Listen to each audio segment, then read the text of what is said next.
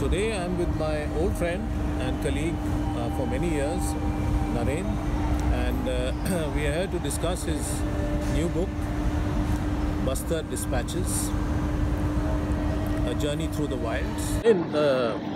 It's really good to be with you, and I wanted to start by asking you that I think your book, which has been brought out so well by HarperCollins, I think of it as a crossover kind of book. That it's not an academic book, uh, but it is certainly deserving of academic attention. At the same time, it's a book which can be read by the general audience, uh, but maybe everybody from the general audience may not be interested. It will be a niche group within general reading public who will be interested. So it's a kind of crossover book. तो ये क्या design से हुआ या अपने आप ही हो गया?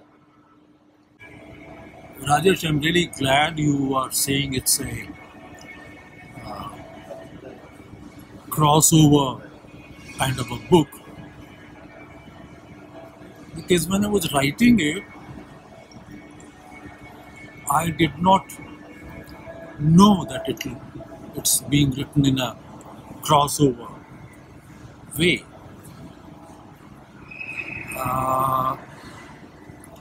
But one thing I was very clear was that I did not want to keep it academic, so purely academic. Because I was writing of a people, of the tribal communities, mainly of Bastar, and they're also mainly Abujamar. So I was writing of a people, of their very vibrant rhythms and flows of daily lives. So I had to focus a lot on the language I use, preferably a non-academic language, on the cadence of the language. Were I to write only with the academic focus, then the people, their lives, rhythms and flows, the pace of their landscape, all that would have lost sheen. And I did not want that to happen, because that is precisely what a people are about. Your cover is very nice. So I'd like you to tell me if you had any role, or should we give the publisher the entire credit for this? Well,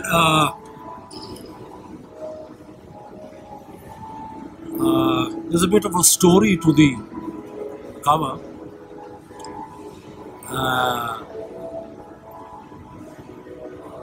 I had taken some photographs when I was there, and this was one of those photographs. I was going to meet a friend in a village there, a tribal friend, of course, and it was this village called Tundamarka. It was a very arduous climb of about 2.5 hours.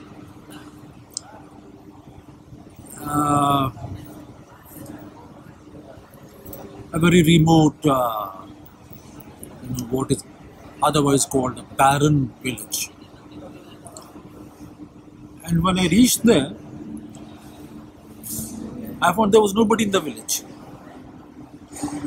They had all gone for there was some small festival or something in some other village.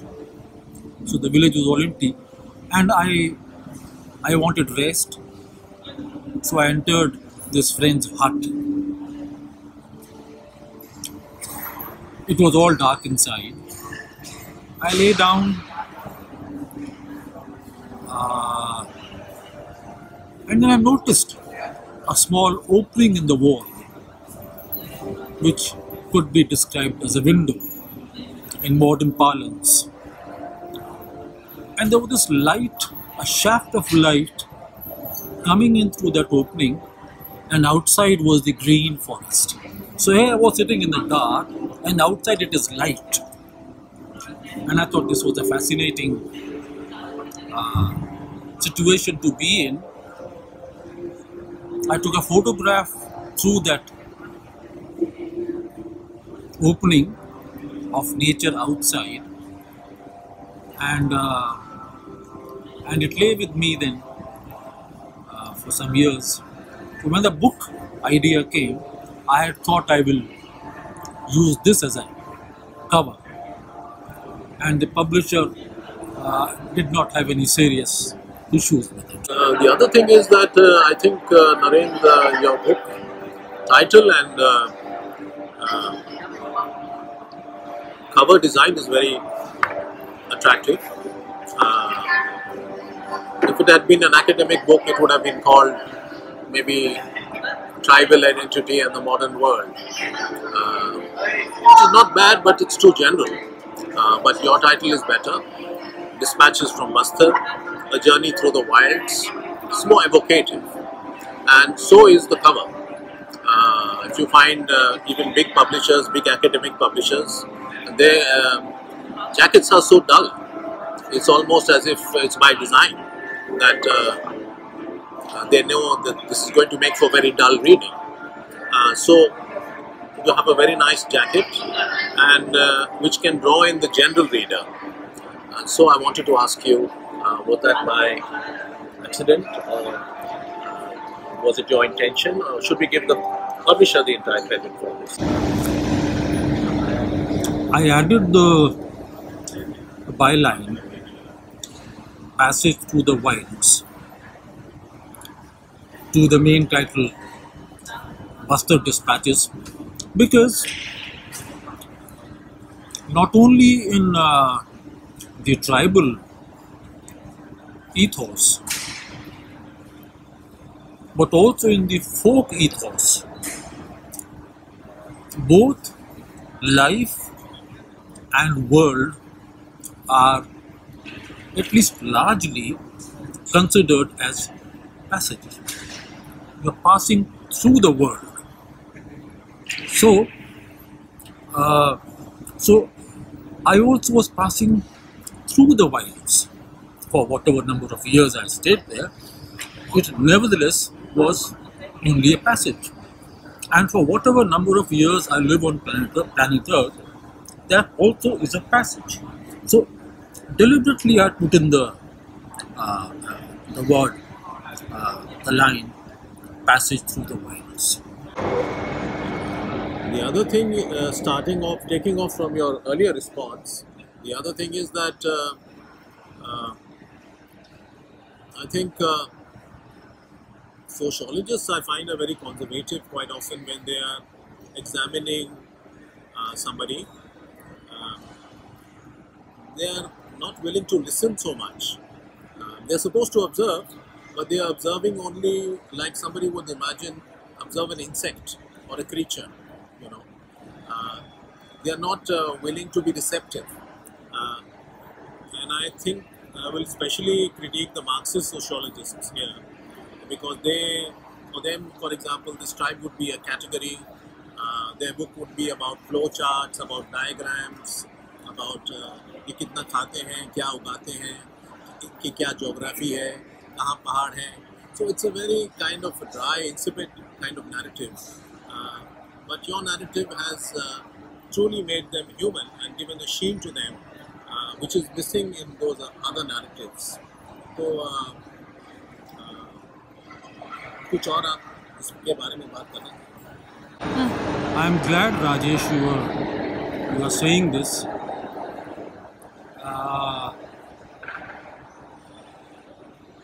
Because it is indeed true, and it's painfully true, that sociologists or economists or political scientists or others, they generally do not listen to the people they are talking about. Listen in a fulsome way or reasonably fulsome way. Now, if you don't listen to the people, then all that you're left with is listening to yourself. And that is how this system called modernity is perpetuating itself. It it it wishes to see only its own reflections in non-modern or pre-modern people. Uh, and I really often feel that modernity exerts itself so very much in, when it is trying to place itself amongst those people, those peasants, fisherfolk, artisans, tribal communities, women. It is so trying so hard to place itself there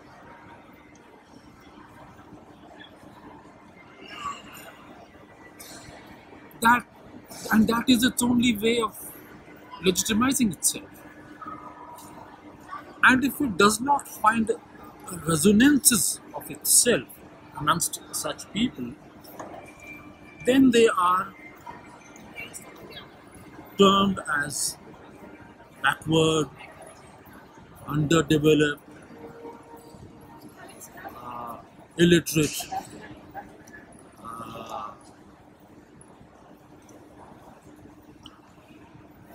or even savages for that matter. So this, I find a very continuous thread. I can understand when a political system, when the state system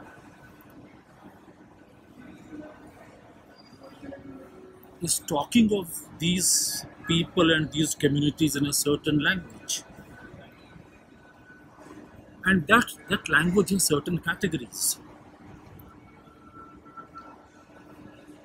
But when people who are talking of alternatives, not that they exist, I'm not advocating that either.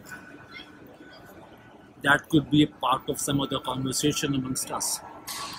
But when even these advocates or so-called advocates of alternatives, even when they are talking of these very communities in the state's categories, in the state's language, that economically they are backward, they need upliftment, that their health systems are bad, that needs rectification, that their agriculture or their forest life is not very desirable. Where are all these things coming from? They're all coming from the state and its systems, the state and its language. So it's very painful for me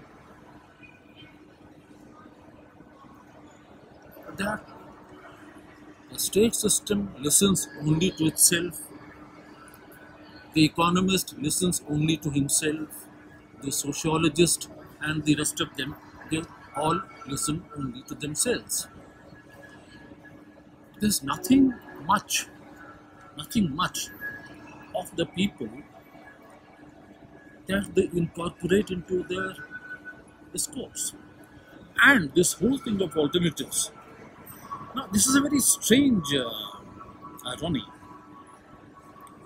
that you are trying to find alternatives for the system from within the system.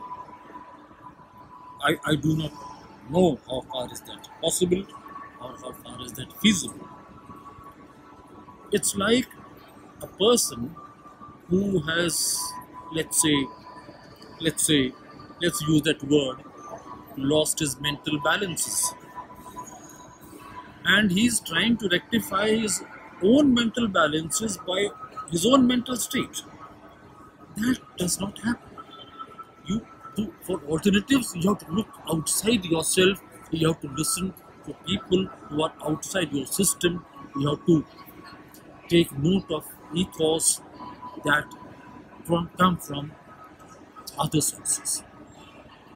Naren, there's one other thing related to what you just said.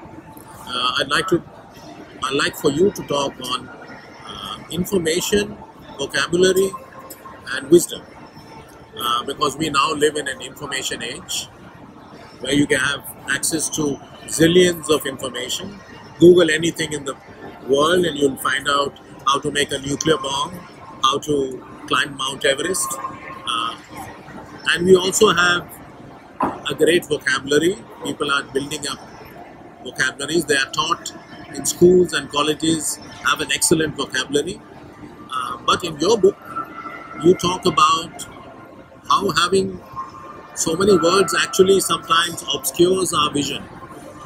How the people of Bastar, of Abu Jamar specifically, they have such few words in their vocabulary, and you relate it somehow in an interesting fashion. And we seem to be running away in this modern age from wisdom, the way our planet is headed. So could you speak on that? It's a very nice issue, Rajesh, you raised. Uh,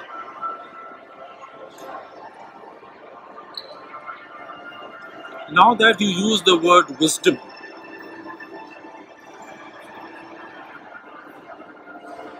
I would say that for wisdom, you don't need vocabulary.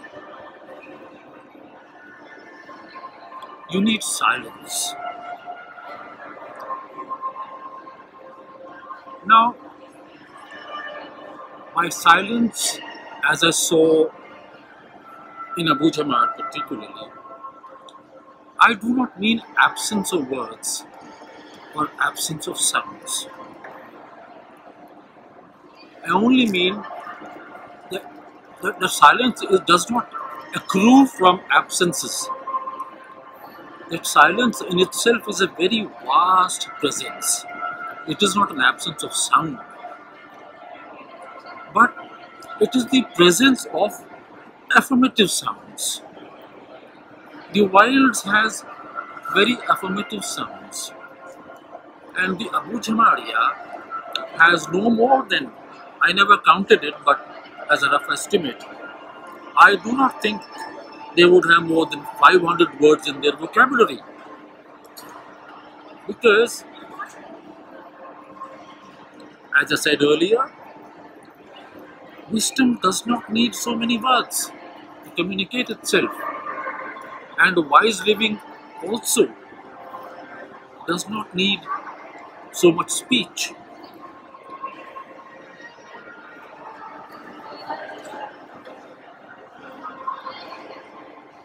See,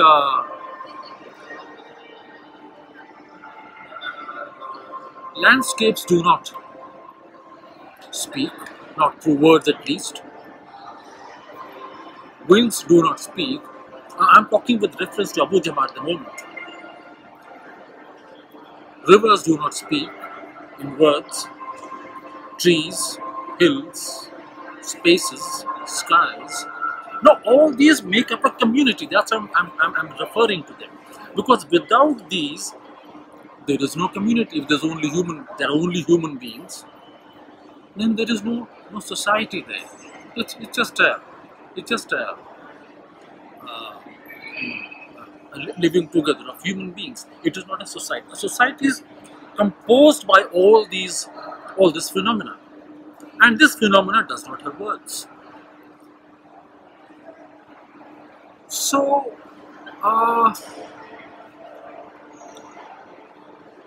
like you were saying, that there is so much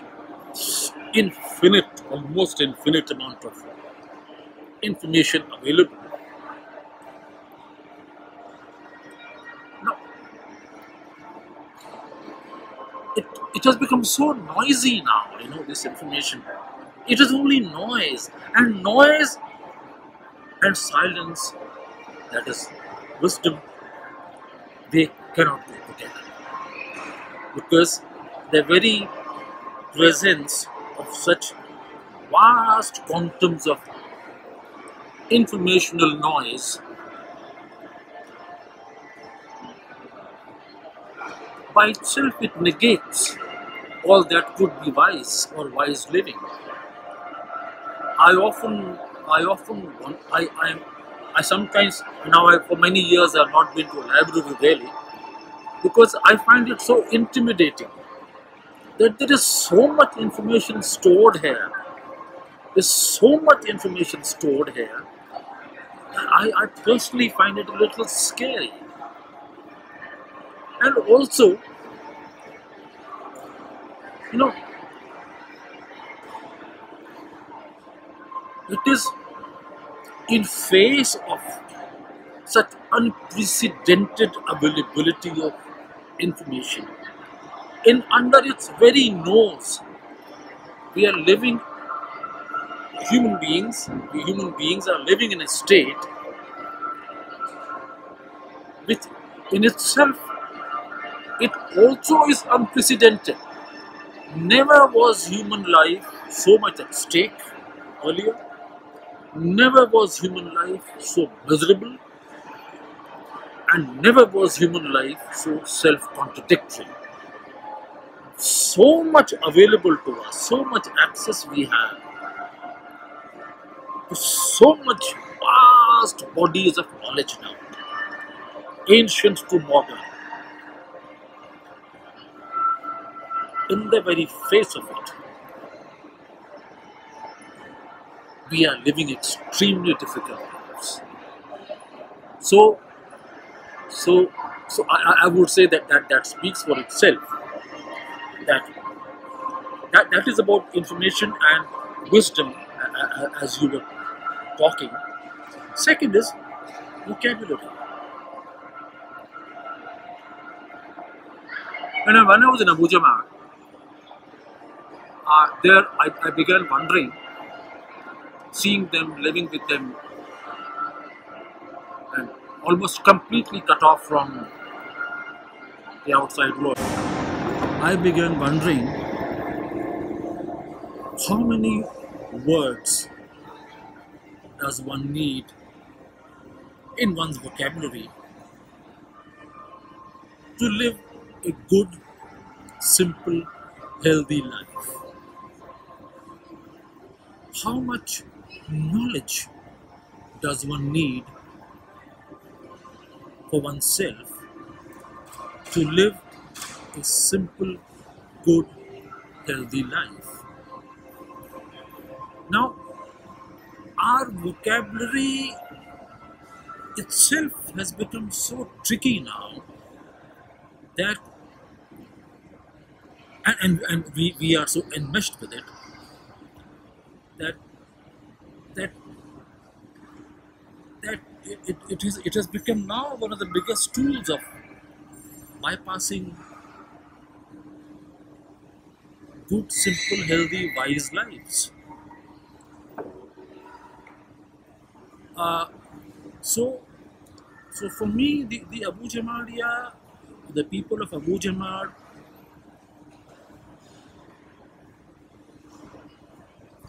they show up a mirror, and I would even say one of the few remaining mirrors the world over, mirrors to modernity, of where it has now placed itself. When I had gone to Abu Jamad,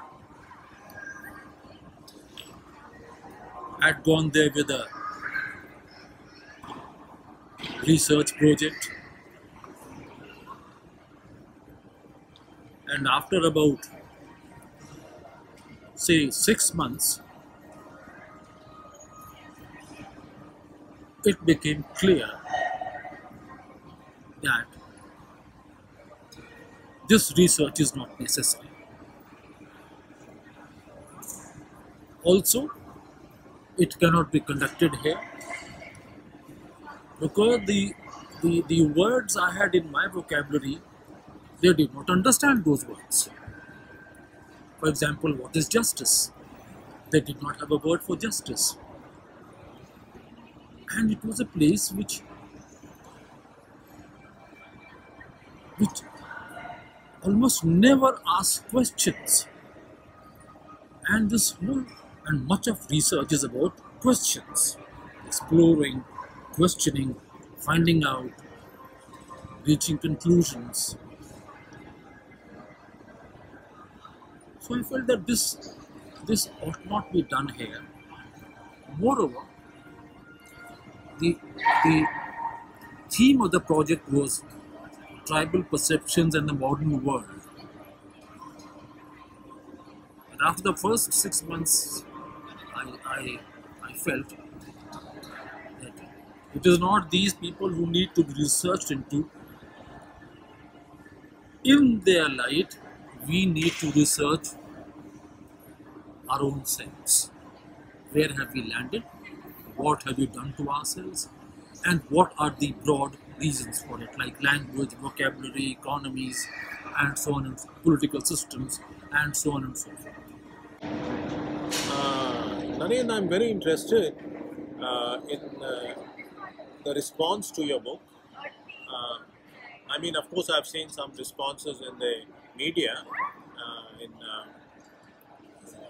newspapers and the Week magazine, idhar udhar.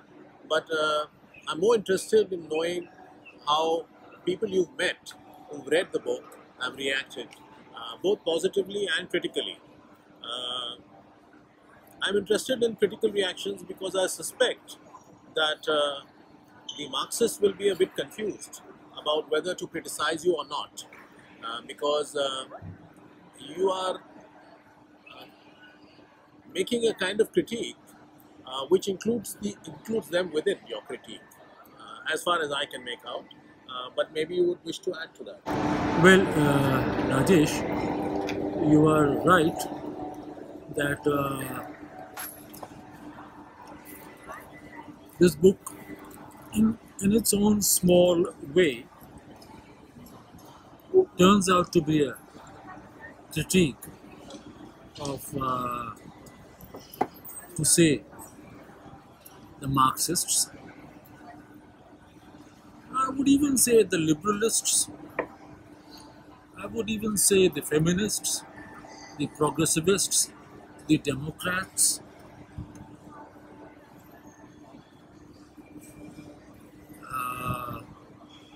Though it was not my intention at all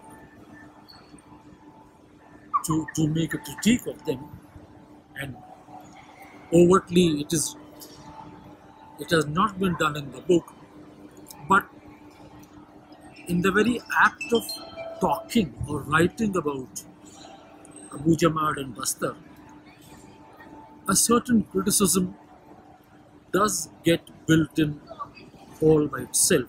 It's very. I have seen some reviews and mentions, etc., in the media of the book.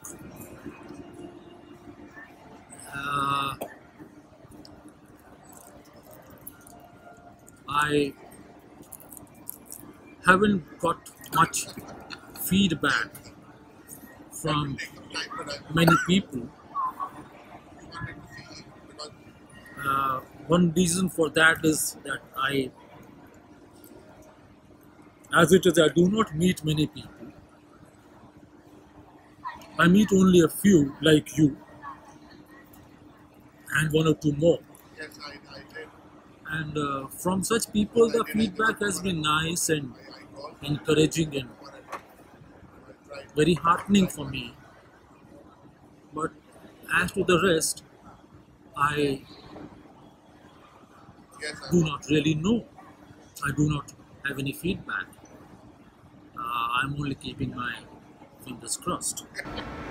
So, Naren, I wanted to thank you for this interesting conversation, which by chance we are having in one of the most modern of places, the mall, which is becoming ubiquitous in all of India's cities. It's a kind of creeping modernity. Uh, so look forward to having more conversations. चाय हमारी आज ख़त्म हो गई है, लेकिन एक और मंगवा लेंगे और ये चर्चा रहेगी. A nice conversation with you, Rajesh, and thank you for it. And yes, indeed, we are holding it in a mall. We are talking of a primitive community in a mall, and I personally do not find it as contradictory, because this is the sheer power of the inescapability from modernity. We cannot escape it. Whether it's being held in a mall or in a cement structure called a house or in a library, this is exactly what I mean, that this system has reached a situation where even it cannot escape itself. The very fact that we need to talk of a silent people like the Abujamari, this is the sheer inescapability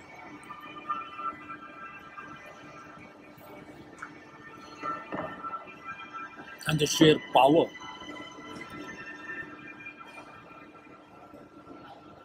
of how modernity devours its own people. So I would say that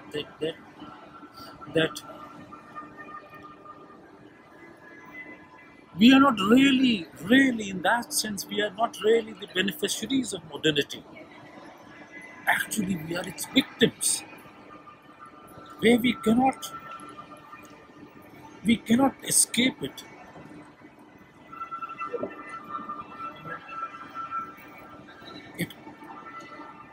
It is there. It cannot be ignored. It has its victims.